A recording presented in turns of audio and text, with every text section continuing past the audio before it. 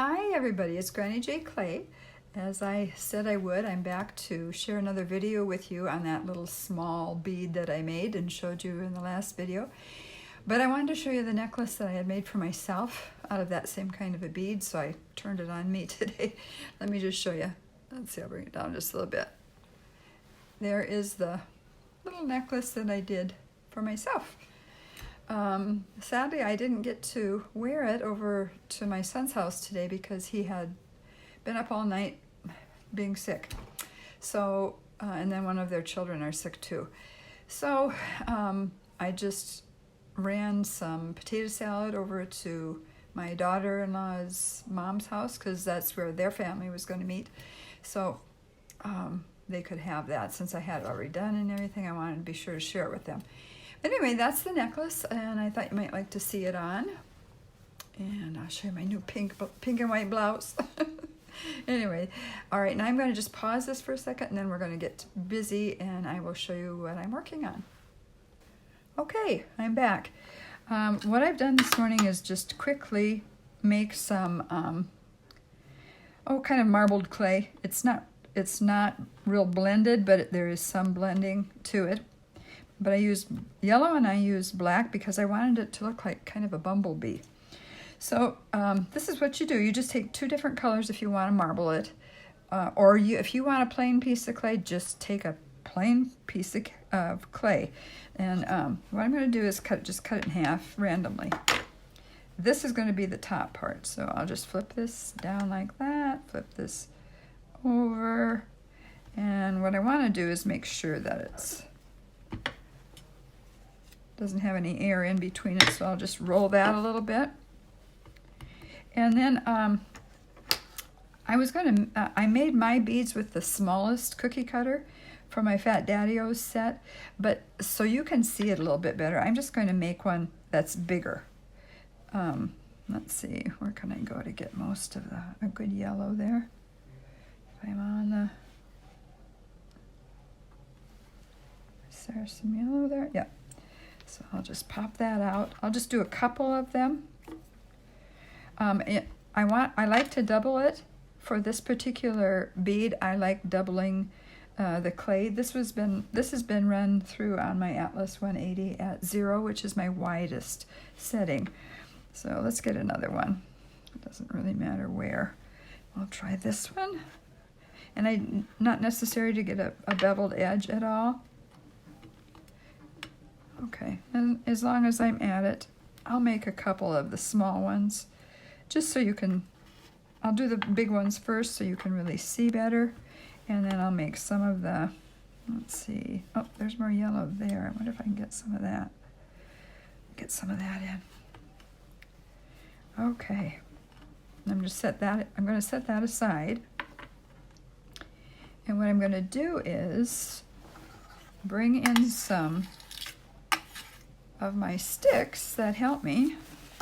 I've got my rag on my lap today. I found it, and it really is a rag. Look at how spotted it is. I run it through the wash every once in a while, but as you can see, it gets lots of different colors on it. So I lay that across my lap. It's just a big old kitchen towel that I use now for my rag.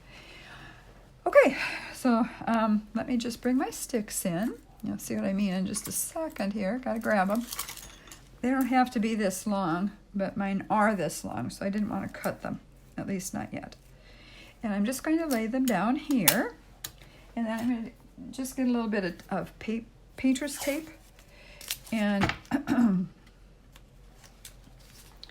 just going to tape this down on both ends.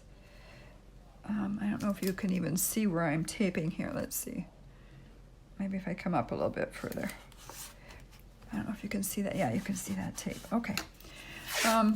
It's not that you need to see the tape. I want this area in between to be exposed more. So, okay. I just tape these down. You probably wouldn't have to use that much tape. So that, make sure it's right up to the edge here so they don't move. I don't want my sticks sliding around, but sometimes they do. I forgot. I need to put something at the end because sometimes they do slide. So let's put something at the end here. Okay. Now this is what I do. It's just very simple. I use this. I ordered, oh goodness, several of these. You can use those for burnishing as well. It's just plastic. I think it came in a pack of 6 maybe.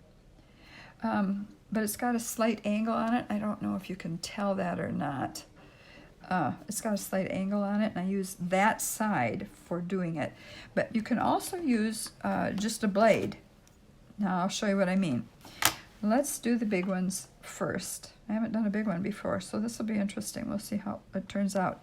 You just lay your piece on the sticks, and I'm going to use my yellow burnisher first.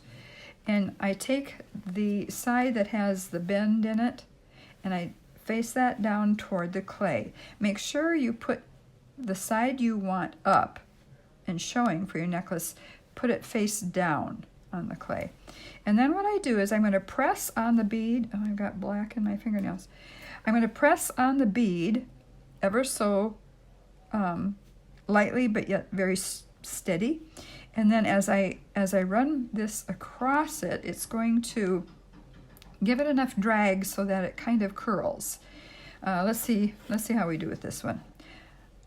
This is Primo clay, Primo black and Primo souffle yellow.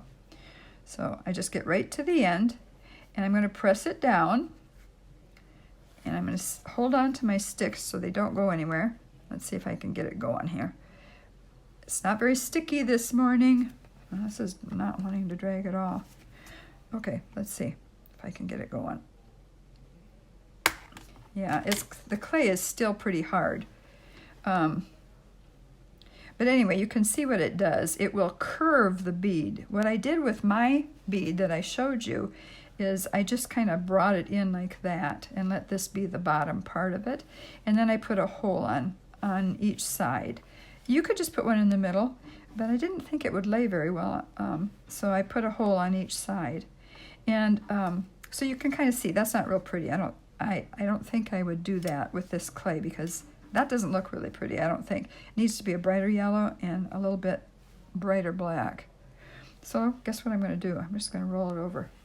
I'm just going to put it over on this side. We'll see what we can do. We'll do it this way once. Now I'm going to show you, sometimes you can use a blade. Okay, so let's see if I can use the blade. Maybe that would work better, but it's not real sticky clay, so it may not. All right, here we go. Press pretty hard because it's not very sticky. There we go. You see that? So you can actually have it this way. You could flatten it out if you want to. There's just a number of things you could do.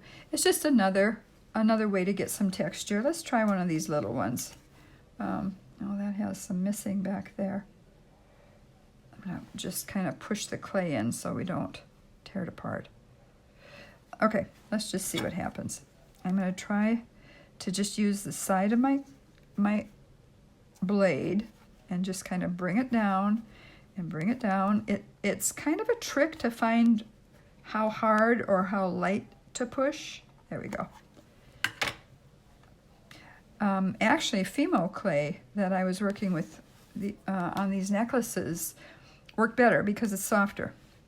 But that worked fine. I mean, it did it. As you can see, it did it. Let's try another one.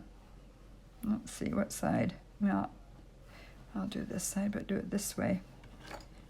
Now I'm going to try to do it with this again. And I'm going to kind of push it down hard. Hold on to here. And I'm holding my thumb on the back of the bead, like that.